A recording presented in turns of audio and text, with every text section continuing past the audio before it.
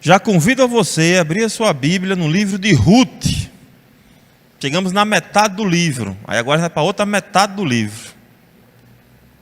Foram já quantas mensagens? 1, 2, 3, 4, 5, 6 mensagens. Já foram 6 mensagens no livro de Ruth. Hoje é a 7ª mensagem no livro de Ruth. Só lembrando aí a sua mente esclarecida, o que é que já aconteceu até agora no livro de Ruth. Lá no capítulo 1 a gente vê que as coisas começaram a ir de mal a pior. Elimeleque junto com Noemi saindo de Belém, indo para Moabe. E aí ela sai atrás de coisas, e quando chega lá em Moabe ela perde pessoas. Então ela perde aquilo que era mais precioso, e a história começa com Elimeleque, Noemi, Malom e Quilion. E a primeira parte da história termina com todos os homens mortos, ficando só as mulheres. Noemi, Ruth e Orfa. 3 mulheres viúvas, pobres e que não tinham mais nada o que fazer. Então a história termina assim com: e agora? Como é que essas mulheres vão responder a isso que está acontecendo? E o autor ele quer dar velocidade. Ele usa muito nos primeiros versículos a expressãozinha e isso, e isso, e isso, e isso, e isso. Ele vai quase toda a frase ele tem lá. Porque ele quer dar velocidade. Ele quer chegar no momento que está Ruth, Orfa e Noemi. Aí quando chega Ruth, Orfa e Noemi, é como se fosse um carro em alta velocidade, os 5 primeiros versículos. Aí quando chega no 6º versículo, ele puxa o freio de mão. Agora vamos devagarzinho. Agora vamos devagar, porque é importante o que vai acontecer com essas mulheres. E aí chega nos versículos do 6 ao 18 do capítulo 1, onde você vê Deus mostrando a sua misericórdia. Mesmo quando Noemi está lá no fundo do poço, mesmo quando Noemi não está prestando atenção naquilo que Deus está fazendo, está lá reclamando, mas Deus está lá providenciando. Deus está agindo, mesmo que ela não esteja percebendo, Deus está agindo. E aí chega nos versículos 19 ao 22, que aí a derrota parece inevitável. Lembra que a gente falou na primeira mensagem que o livro de Ruth é como se fosse um U. As coisas vão indo de mal a pior, até quando chega no final do capítulo 1, parece que Deus colocou um ponto final na vida de Noemi. Só que não era um ponto final, era uma vírgula. Mas na cabeça de Noemi, as coisas tinham chegado ao fundo do poço. E ela tinha uma pessoa muito clara na cabeça dela de quem era responsável por tudo aquilo. E quem é que Noemi estava acusando de ser responsável por todo o mal que aconteceu na vida dela? Deus. Quando ela volta para Belém, aí as mulheres dizem: olha, Noemi voltou, que coisa boa. Aí ela diz: não me chamem de Noemi, me chamem de Mara, porque o Senhor trouxe amargura para a minha vida. Eu saí plena e voltei vazia. A mão do Todo-Poderoso está contra mim. Já pensou você dizer um negócio desse? A mão de Deus está contra mim. Então ela tinha um endereço muito claro, mas mesmo quando a derrota parece ser inevitável, Deus ele cria recomeços que glorificam o seu nome. Porque quando ela volta, está no começo da colheita. Se ela tivesse voltado em outro momento, talvez ela não tivesse muito o que fazer na vida, a não ser mendigar. Mas ela volta no começo da colheita, porque lembra lá no capítulo 1, quando Elimeleque morre, Malom morre, Quilion morre, quando a dor está profunda lá no coração, ela escuta uma notícia que faz pelo menos ela se levantar, dizer: eu vou voltar para a minha terra. Que a notícia é: o Senhor visitou o seu povo. Aí essa notícia traz: não, vou voltar para a minha terra. E assim termina o capítulo 1, elas chegam no começo da colheita, e aí você vem para o capítulo 2, logo no comecinho do capítulo 2, os primeiros versículos mostrando que os acasos da vida servem apenas de pano de fundo para as providências de Deus. Aí diz lá que Ruth saiu para colher e por acaso, ela entrou no campo de Boaz. Só que a gente sabe que não é por acaso, a gente sabe que Deus está guiando todas as coisas. E aí, por acaso, nesse campo de Boaz tinha vários campos, mas por acaso, deu que Boaz estava naquele campo. E por acaso Noás também prestou atenção naquela moça. Então você vê que o autor, a gente falou sobre isso, o autor ele tem muito apreço, ele gosta muito da figura da ironia. O que o autor está sendo é irônico. Sabe quando alguém diz assim, não, por acaso, por acaso, por acaso. Não é por acaso. A gente sabe que Deus está no controle de todas as coisas e vai guiando tudo segundo a sua boa mão. E aí, Boaz tem vários atos de bondade para com Ruth. Aí a gente pensa assim, não, mas ele foi bom porque ele está interessado nela. Só que na verdade não é isso. A gente viu que quando ele sabe da história de Ruth, aí ele diz assim, olha, bendita seja você, minha filha, porque você veio buscar ajuda debaixo das asas de Deus. Tem uma expressão que vai ser muito importante para a mensagem de hoje, que é quando Boaz diz assim no capítulo 2. Ó. Veja aí no capítulo 2, versículo 12. Isso aqui vai ser importante demais. Veja o que é que Boaz diz. O Senhor, depois que ele está conversando com Ruth, né, ele diz, ó, o Senhor lhe pague pelo bem que você fez, que você receba uma grande recompensa do Senhor. Não sabia ele que ele seria a grande recompensa, não estava na cabeça dele ainda, mas ele estava dizendo, você receba uma grande recompensa do Senhor, Deus de Israel, sobre cujas asas você veio buscar refúgio. Guarde essa frase aí. Sobre cujas asas você veio buscar refúgio. Deus lhe abençoe, porque você veio buscar refúgio debaixo das asas de Deus. Guarde essa frase aí que vai ser importante. E aí o capítulo 2 vai andando. Aí, no finalzinho do capítulo 2, a gente viu que Deus ele muda as circunstâncias da vida, porque toda aquela amargura de Noemi, né? Reclamando da vida, ó azar, não sei o quê, reclamando da vida, reclamando. O capítulo 2 começa dizendo que Deus abençoou fortemente Boaz. Ele era um homem rico, poderoso. Boaz abençoou Ruth. Ruth abençoou Noemi. E aí quando ela recebe a notícia de tudo aquilo que Boaz tinha feito, aí o coração de Noemi se alegra. Aí veja como ela fala aqui no finalzinho do capítulo 2. Veja, ela diz assim, ó. Capítulo 2.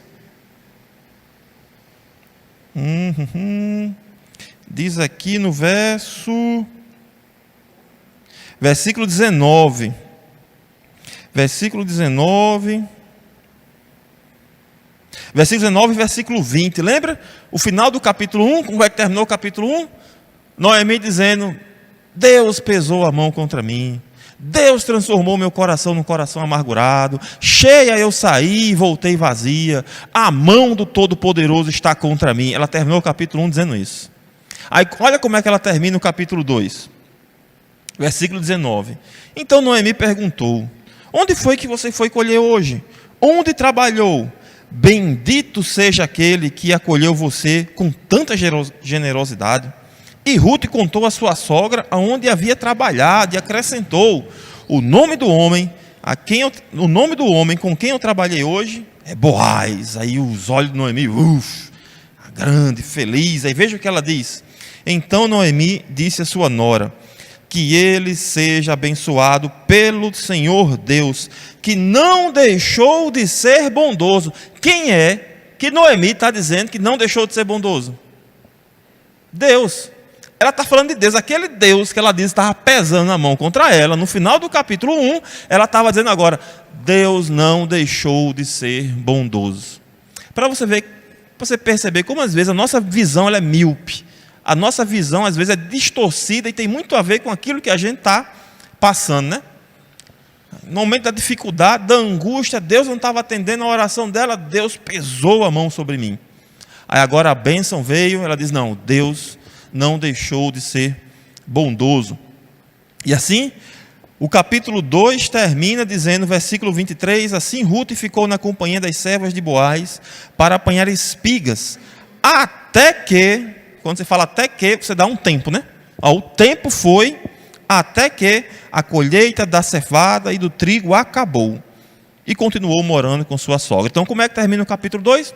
Ruth está lá colhendo as espigas, cevada. Boaz tinha dito para os fazendeiros lá, para os ceifeiros, deixe cair um negócio aí para ela pegar, deixe algumas na plantação para que ela pegue também. Ou seja, Ao longo de toda a colheita, Ruth estava sendo abençoada pelaquela bondade de Boaz. E ela ficou até o final da colheita. Até o final da colheita, podia durar aí entre 45, 50, até 60 dias. Então o capítulo 2 termina, aí se você estivesse assistindo um filme, aí aparecia assim, 60 dias depois, 50 dias depois, aí ia começar o capítulo 3. Aí veja comigo, a gente vai do verso 1 até o verso 11 hoje. Verso 1 até o verso 11, diz assim: Noemi, a sogra de Ruth, disse: minha filha, não é verdade que eu devo procurar um lar para você, para que você seja feliz? E esse Boaz, na companhia de cujas servas você esteve, não é um dos nossos parentes? Eis que essa noite ele estará limpando a cevada da eira. Como é que a gente sabe que passou 60 dias? Porque ele estava agora limpando a sua eira. Era o final da colheita. E o final da colheita, se o capítulo 2 começou no início da colheita, aqui agora está começando no final da colheita. Seria, de acordo com as festas de Israel, seria esse o período da festa dos Pentecostes. Aqui seria mais ou menos no período da festa do Pentecostes. Aquele Pentecostes, a festa lá em Atos capítulo 2, seria mais ou menos esse período aqui do final da colheita. Aí continua, lave-se, versículo 3, lave-se, ponha perfume e vista a sua melhor roupa e vá até a eira. Mas não deixe que ele perceba que você está ali, até que ele tenha acabado de comer e beber. Quando ele for dormir, repare bem no lugar onde ele estiver deitado. Então vá, descubra os pés dele e deite-se ali. Ele lhe dirá o que você deve fazer. Ruth respondeu: vou fazer isso que a senhora está me dizendo. Então Ruth foi para a eira e fez conforme tudo que sua sogra lhe havia ordenado. Quando Boaz terminou de comer e beber e já estava com o coração tanto alegre, foi deitar-se ao pé de um monte de cereais. Então Ruth chegou de mansinho, descobriu os pés dele e se deitou. Aconteceu que no meio da noite o homem se assustou e sentou-se, e eis que uma mulher estava deitada aos seus pés. Boaz perguntou: quem é você? Ela respondeu: sou Ruth, sua serva. Estende a sua capa sobre a sua serva, porque o Senhor é um resgatador. Boaz respondeu: que você seja bendita do Senhor, minha filha. Você se mostrou mais bondosa agora do que no passado, pois não foi procurar um homem mais jovem, fosse ele rico ou pobre. E agora, minha filha, não tenha medo. Tudo o que você falou, eu vou fazer, porque todo o povo da cidade sabe que você é uma mulher virtuosa. Aí é como se, agora imagine um filme, uma novela. Né? Chega a novela, aí provavelmente se fosse uma novela, o capítulo da novela ia acabar aqui.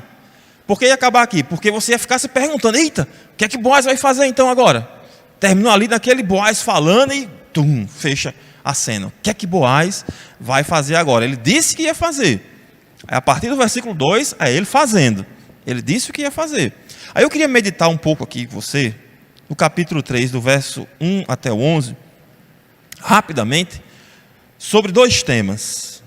E eu queria que você já deixasse aí no seu coração a ideia central que está acontecendo aqui, como a gente pode aplicar isso à nossa vida. Então deixa aí no seu coração. Eu e você precisamos de descanso e proteção. Eu e você precisamos de descanso e proteção. E Cristo, o nosso resgatador, nos dá isso eternamente. Eu e você precisamos de descanso e proteção.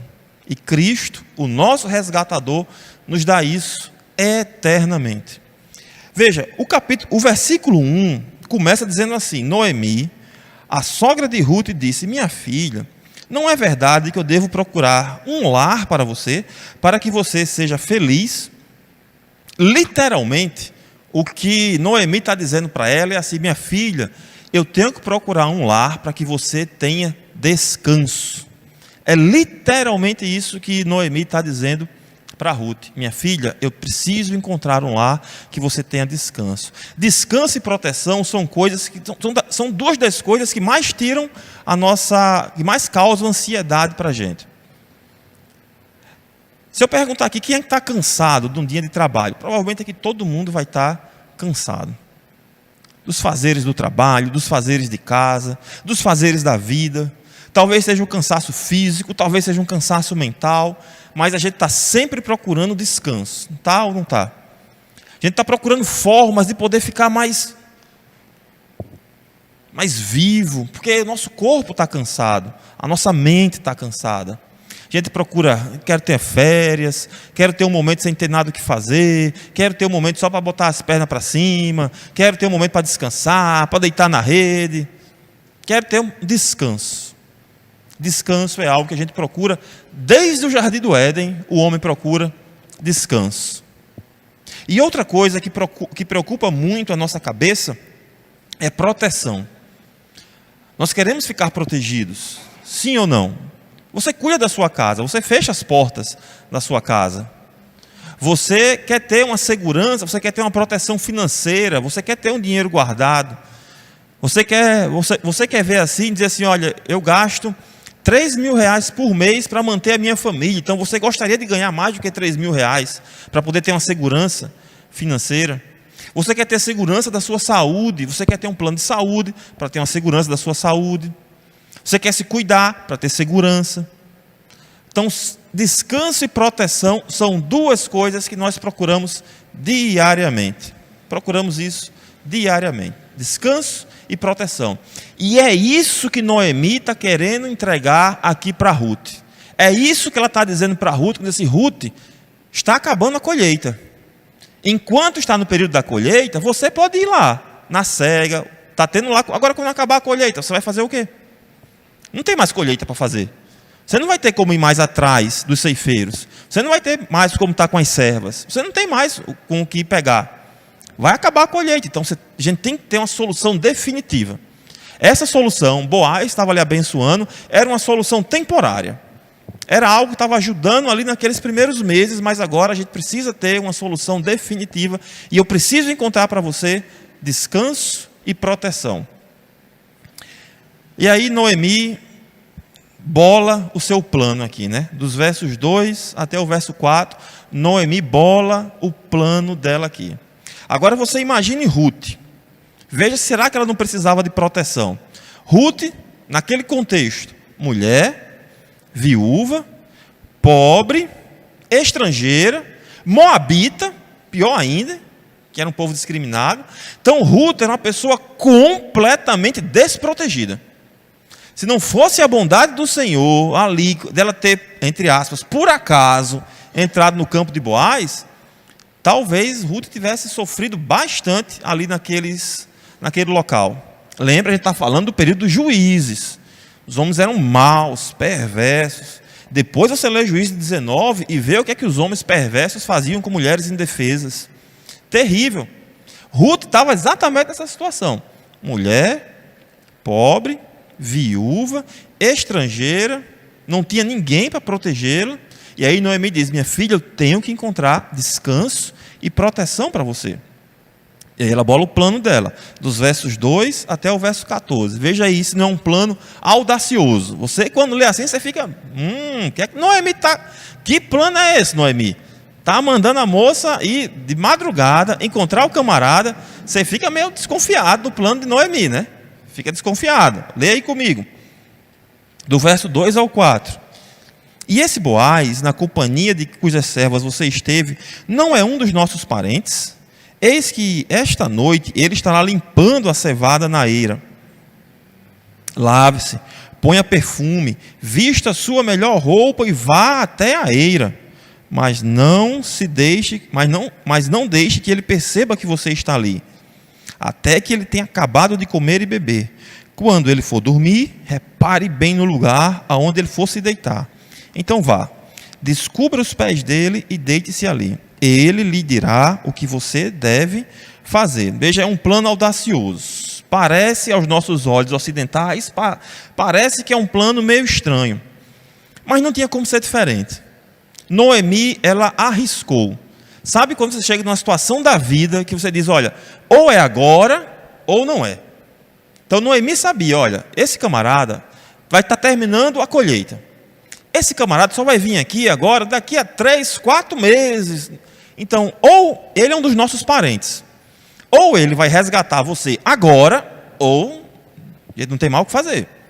Ela está colocando todas as fichas dela. Ela está colocando todos os sonhos dela. Essa é a grande jogada dela. Ela está colocando tudo aquilo que ela tem nesse plano, Noemi. Outra coisa, às vezes a gente fica pensando assim, não, mas que plano ousado. Mas se você olhar para a época, como é que se dava um casamento? Você tinha que ter um homem, um pai, ou um resgatador, um tio, alguém que fosse responsável por aquela mulher e fosse conversar com outro homem e fazer essa intermediação. Era uma conversa entre aqueles que eram os líderes e esses dois homens faziam as intermediações e o contrato de casamento. No caso de Ruth e Noemi, não havia nenhum homem que pudesse fazer essa intermediação. Não tinha como chegar lá para Boaz, algum homem chegar para Boaz e fazer essa intermediação. Não tinha. Não tinha alguém para fazer essa negociação matrimonial. Então, para que isso acontecesse, 3 coisas precisavam ocorrer. Para que o plano desse certo, na cabeça de Noemi, 3 coisas precisavam acontecer dentro desse plano. Primeiro, ela tinha que pegar Boaz sozinho. Porque um homem importante como Boaz, poderoso como Boaz, dono de muitas propriedades, dificilmente está sozinho. Então, um dos requisitos do plano era, você tem que pegar ele sozinho. Ele tem que estar sozinho. Outro ponto, tem que fazer a sugestão de forma discreta. Você tem que sugerir o casamento, e a gente vai já ver isso aqui, porque o plano de Noemi e a sugestão de Ruth não é de uma aventura qualquer. A sugestão é clara. Eu quero me casar com você. E a resposta de Boaz também vai ser clara. Eu vou me casar com você. Ele não deixa, apesar de que o plano de Noemi era um plano dúbio, era um plano que dava margem para você entender outras coisas, e isso era a cabeça de Noemi. Na cabeça de Noemi, o plano dela foi assim: deixe Boaz, vai dizer o que fazer. Ela estava, no coração de Noemi, ela estava apostando na piedade de Boaz. Era uma aposta na cabeça dela. Mas era um plano, você pode pensar assim, é meio desconfiado esse plano. Se o plano era duvidoso, a resposta de Ruth e de Boaz não foram duvidosas. Foram claras. O que a gente vai ter é um casamento. Não é uma aventura qualquer, não é uma noite, não é prazer. O que a gente vai ter é casamento. Essa resposta deles foi muito clara. Tinha que pegar Boaz sozinho, a sugestão tinha que ser de forma discreta, que outras pessoas não escutassem aquela sugestão que ela ia fazer, e outro, fazer tudo isso de forma que a conversa pudesse acabar sem muito constrangimento, caso ele não aceitasse. Caso Boaz não aceitasse, não haveria tanto constrangimento para as partes, nem para Boaz, nem para Ruth. Então, a única forma que ela encontrou foi: preste atenção, ele vai estar lá na festa, ele vai beber, vai ter um momento, vai todo mundo dormir, preste atenção aonde ele vai estar, aí você vai lá de mansinho, descobre os pés dele. Aí as pessoas ficam perguntando, já me perguntaram várias vezes, inclusive, qual é o significado cultural de descobrir os pés? Tem significado cultural nenhum. Por que é que ele descobriu os pés? Para ele ficar com frio. Ele ia ficar com frio e acordar, né? Você vai lá descobrir os pés, naquela região, uma região fria, à noite, geralmente eles dormiam com um casaco de peles, de ovelha, de camelo, seja lá o que for, para se proteger do frio. Ruth vai lá e tira para que ele fique com frio. Quando ele ficasse com frio, ele ia acordar e ia ver lá Ruth sentada aos pés dele. E aí, quando você lembra, Ruth era de qual povo? Ruth era de qual povo? Lembra aí, Ruth, todo mundo se referia a Ruth como Ruth a Moabita. Quem se lembra da origem dos povos moabitas? De onde é que surgiu os povos moabitas? Eram filhas de quem? Quem lembra? Quem lembra? Lembra aí, Gênesis. Olha, tudo volta para o Gênesis, viu? Sempre, tudo volta para o Gênesis. Gênesis, filhas de? Disseram aí. Ló. Filhas de Ló. O que foi que aconteceu com as filhas de Ló? Ló. Gosta não da história? Ló sai de Sodoma e Gomorra, as 2 filhas dele não tem com quem casar, aí elas ficam dizendo assim: não, nosso pai está velho, aqui não tem homens para a gente se casar. A gente não pode deixar a prosperidade, não pode deixar a descendência do nosso pai morrer. Então elas embebedam o pai, aí quando o pai está dormindo, elas vão lá e têm relações com o pai, aí nasce Moabe e Amon. São os dois povos, os moabitas e os amonitas. Vem exatamente dessa relação incestuosa das filhas de Ló com Ló. E aí tem um povo moabita. Aí quando você vê Ruth, a moabita, fazendo a mesma coisa que as filhas de Ló fizeram, né? O camarada está bêbado, está dormindo, e eu vou lá chegar de mansinho. Só que ao contrário das filhas, Ruth agiu de forma correta. Ao contrário das filhas que agiram de forma ímpia, Ruth agiu de forma piedosa. É um israelita que estivesse lendo isso daqui, ele não conhecesse a história, porque eu e você conhecemos a história. A gente já sabe como é que vai terminar a história. Mas um israelita que estivesse lendo a história, o autor, o público original, que estivesse lendo a história e visse que Ruth estava fazendo isso, a primeira coisa que ia vir na cabeça do israelita era, está vendo? Moabita. Moabita só pode fazer isso mesmo. Só pode fazer coisa errada. E ele ia tomar um susto com a reação de Ruth e com a reação de Boaz. E isso fica para o nosso coração também, como a gente gosta de pré-julgar as pessoas. É ou não é? Pré-julga as pessoas. Camarada passou a vida toda errada, caloteiro, você já faz a vida toda errada, Aí o camarada se converte ao Senhor. Aí a gente fica olhando assim, rapaz, será que se converteu mesmo? Será que não se converteu? De repente o irmão peca contra você, aí o irmão pede perdão, aí você diz que perdoou, mas aí daqui a 6 meses está tendo uma confusão, e você, não, mas você fez isso, isso e isso. A gente gosta de pré-julgar as pessoas, não é? Gosta de pré-julgar as pessoas. Assim como provavelmente Ruth, a moabita, todo mundo se referia a ela assim, Ruth, a moabita, as pessoas esperavam que moabitas se comportassem da forma de moabitas. Mas Ruth se comporta de uma forma piedosa. Lembrando que Ruth, lá no capítulo 1, ela se converte ao Deus verdadeiro. Ela diz, o teu povo vai ser o meu povo. O teu Deus vai ser o meu Deus. Ou seja, Ruth, ela se converteu ao povo de Deus. E aquele que está em Cristo, nova, as coisas velhas passaram e tudo se fez novo. Viveu lá a vida dela de moabita, adorando falsos deuses, de forma errada, mas no momento que ela entregou o coração a Cristo, a vida dela agora era uma vida nova. E a partir daquele momento, de fato, ela começa a se comportar como uma israelita de verdade, como uma crente no Senhor, muito mais do que a sogra dela, que estava lá reclamando de tudo, e ela estava trabalhando. Veja que, apesar de o plano ser um plano que você possa desconfiar do plano, mas existia uma razão de ser desse plano. Tinha que pegar Boaz sozinho, tinha que evitar constrangimento. O pedido teria que ser feito de forma discreta, porque se desse errado, ela ia voltar para a casa dela, ele continuava dormindo, ninguém ia saber daquilo que aconteceu. Então, veja, no próprio plano de Noemi, ela já está pensando assim, se der, vou fazer o plano para dar certo, mas se der errado, tá bom, vai lá, deu errado.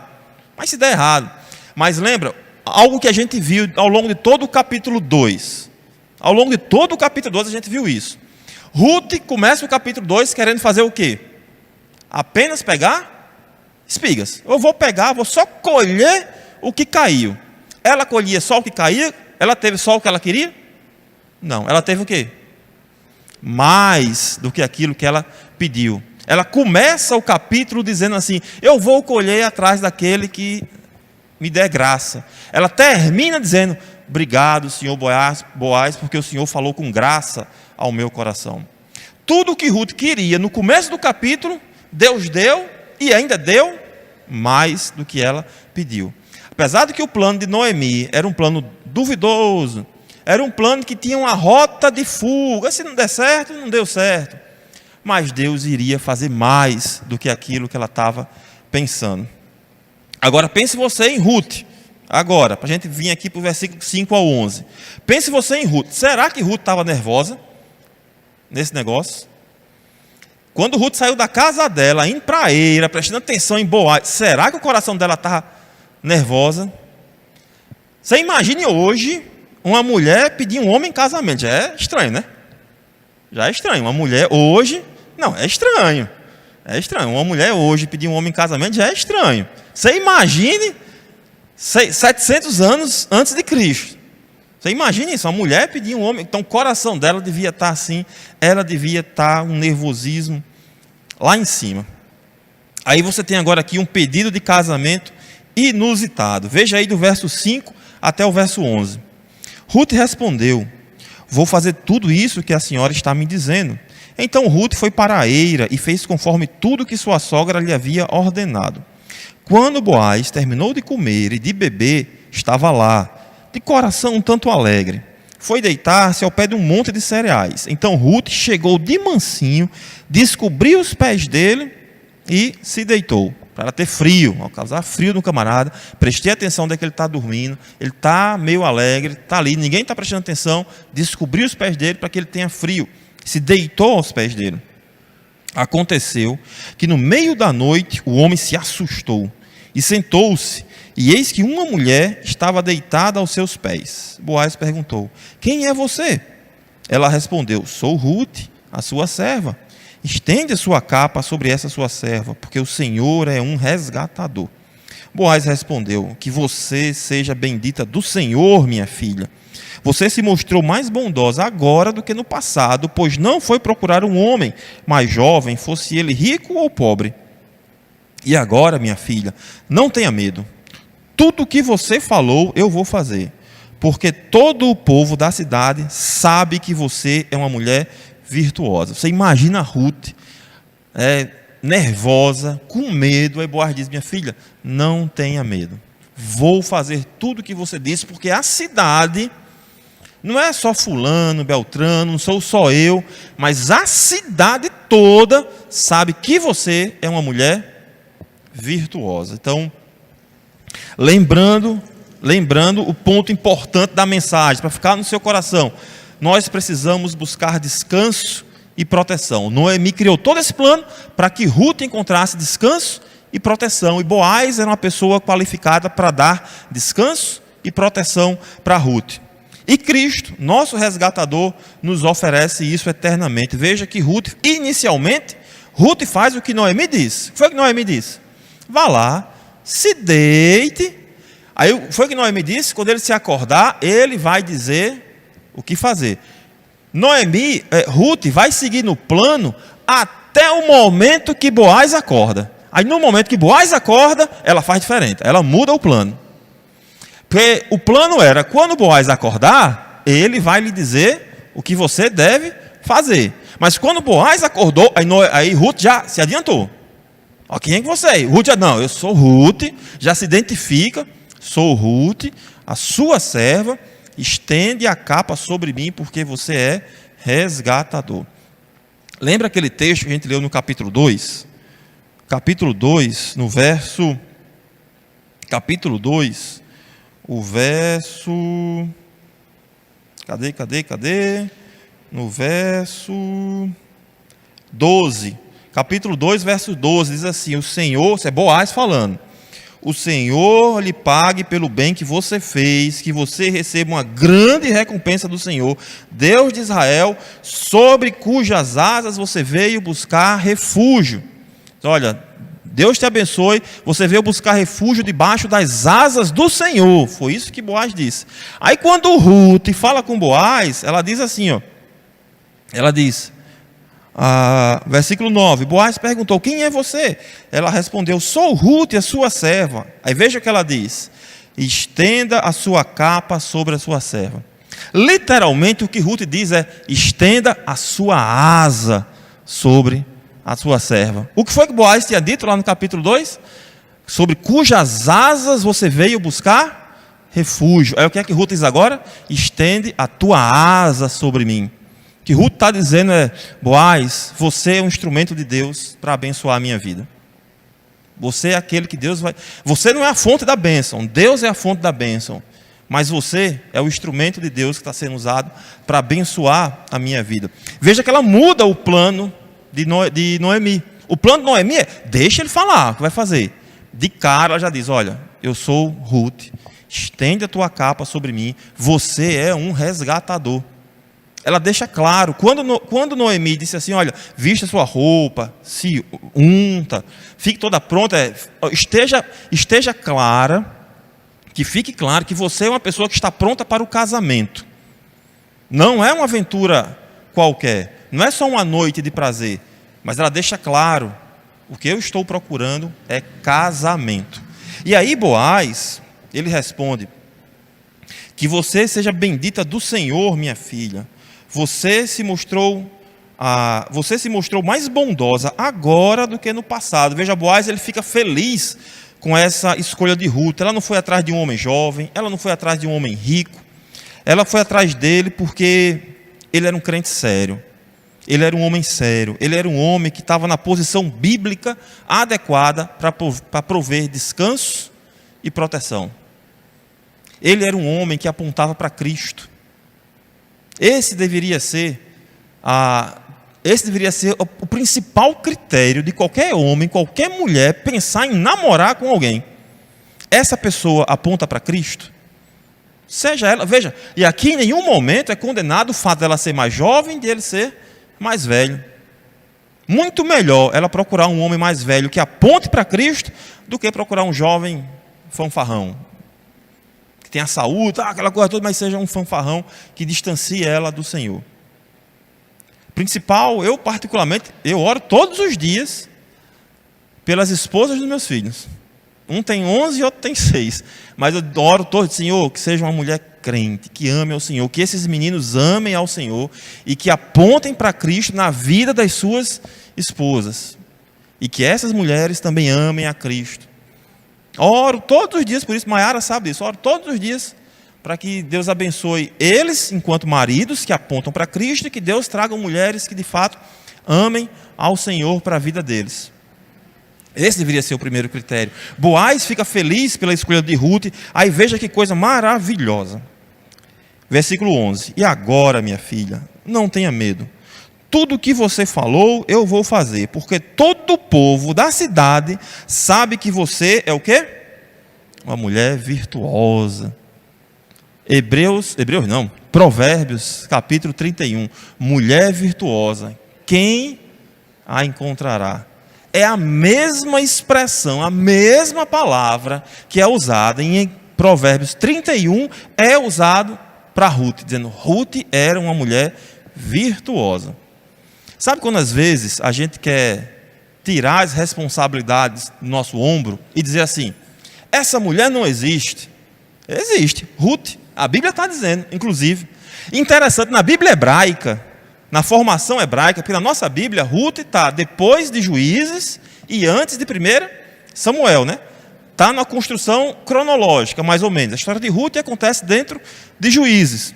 Mas na Bíblia hebraica, você sabe onde é que vem o livro de Ruth? Você sabe onde é que vem o livro de Ruth? Na Bíblia hebraica? Vem depois de Provérbios. Provérbios termina como? Mulher virtuosa, quem a encontrará? Aí o livro seguinte é a história de quem? De Ruth, a mulher virtuosa.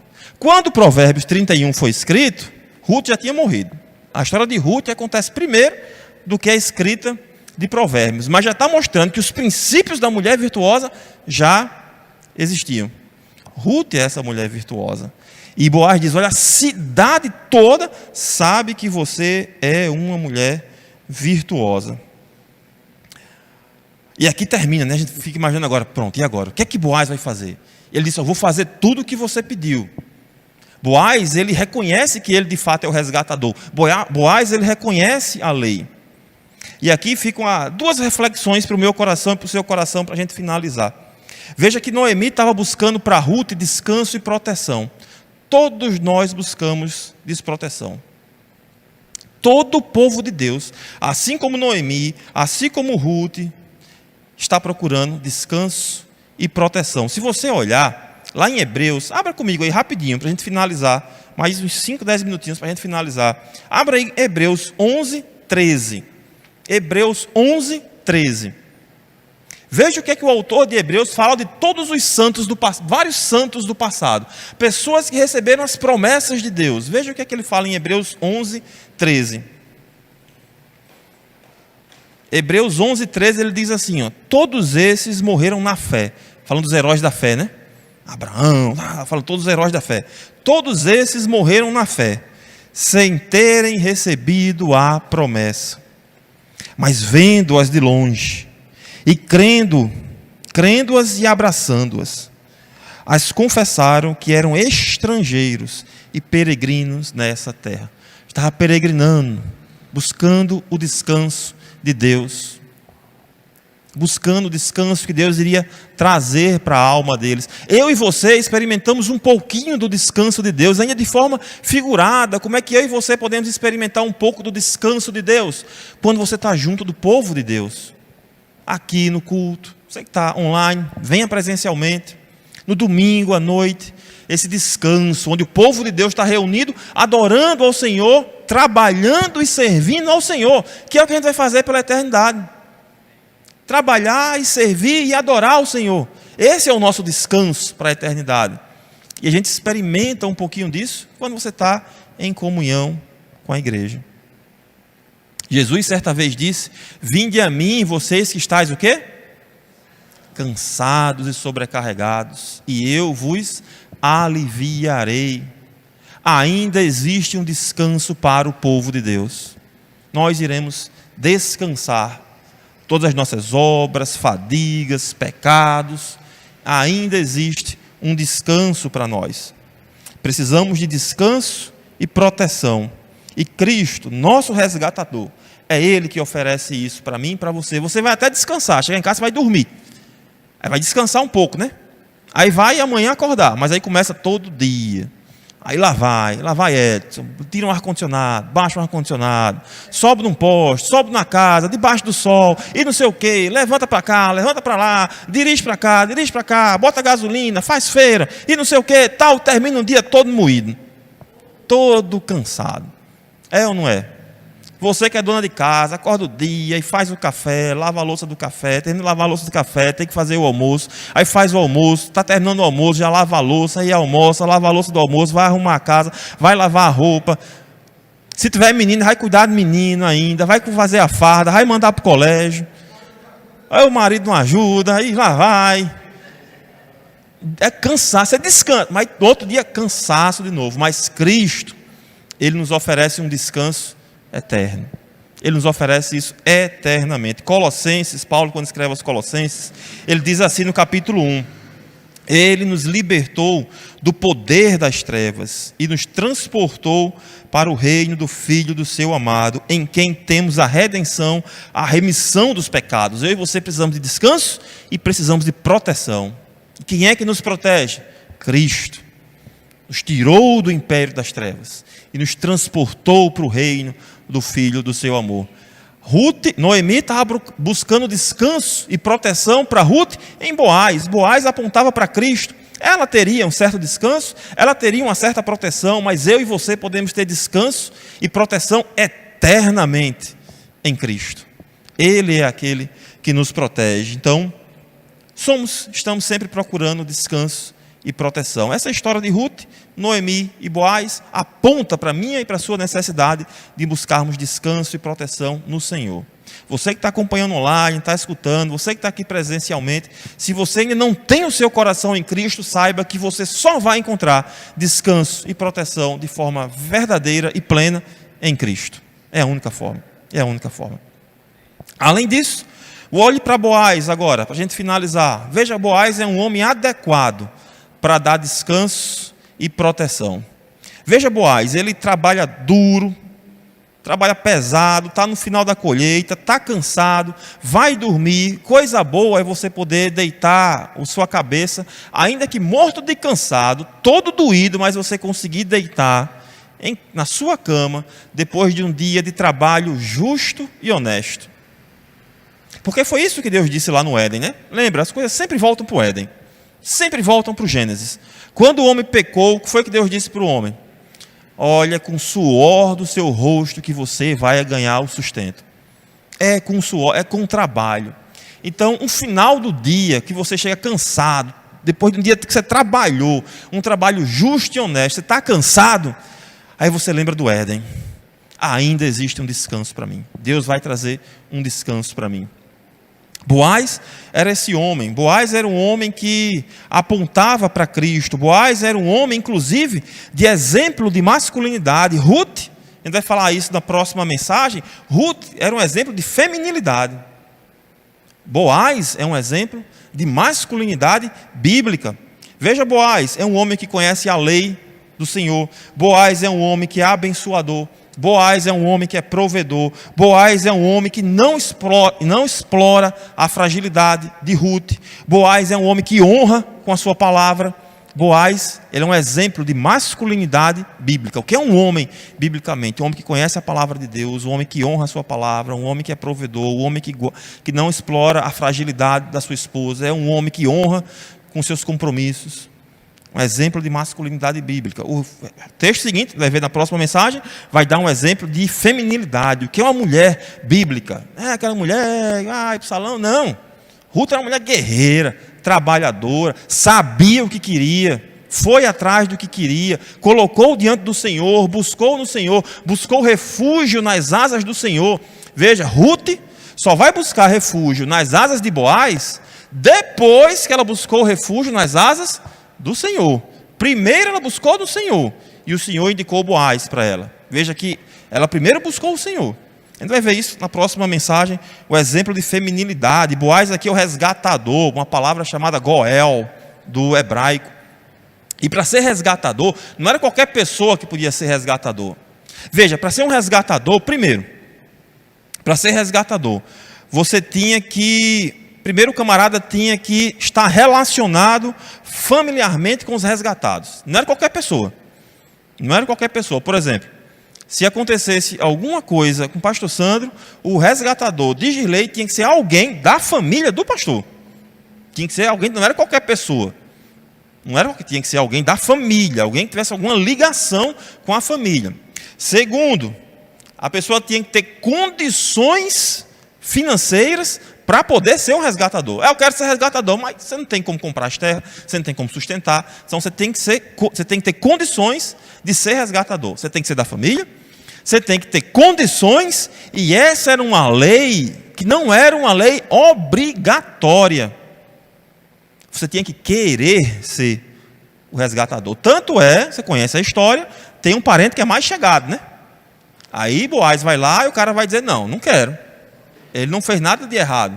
A lei dizia, tem que ser da família, tem que ter condições e tem que querer também ser resgatador. Aí eu pergunto para você, quem é o resgatador das nossas almas? Cristo. Aí eu pergunto, Cristo, ele é um de nós? Ele foi um de nós? Ele foi humano como nós? Ele andou entre nós? Ele se fez carne entre nós? Então Cristo, ele estava ligado conosco. Eu pergunto, Cristo, ele tinha condições de nos salvar? Ele tinha condição de pagar os nossos pecados? Na verdade, era o único que tinha, né? Exatamente, só ele. Na verdade, era o único que tinha condição de pagar os nossos pecados. Aí a última pergunta. Ele quis fazer isso? Desde a eternidade, ele quis fazer isso. Então veja, Jesus, ele pega todos os requisitos de um resgatador. Ele é o nosso Goel. Ele é aquele que resgata as nossas almas. Além de ele nos trazer descanso e proteção, aquilo que Noemi estava buscando para Ruth, Cristo, ele nos dá descanso e proteção eternamente. Ele é o resgatador das nossas almas. Ele é o Boaz da nossa vida. Ele é aquele sobre cujas asas eu e você viemos procurar refúgio. Ele é aquele que diz assim, meu filho, não tenha medo, eu vou lhe salvar. Eu vou lhe salvar. E assim a história termina. Se você não, porque você conhece a história, né? Então você sabe o que vai acontecer. Mas se você não conhecesse a história, você ia ficar tipo naquela novela mexicana. Eita, e agora? O que é que ele vai fazer? Será que ele vai fazer? O que é que ele vai fazer? Vai para a porta da cidade? Ele vai dar dinheiro para ela? O que é que Boaz vai fazer? Aí é o restante da mensagem aqui no capítulo 3. Amém? Vamos orar e agradecer a Deus.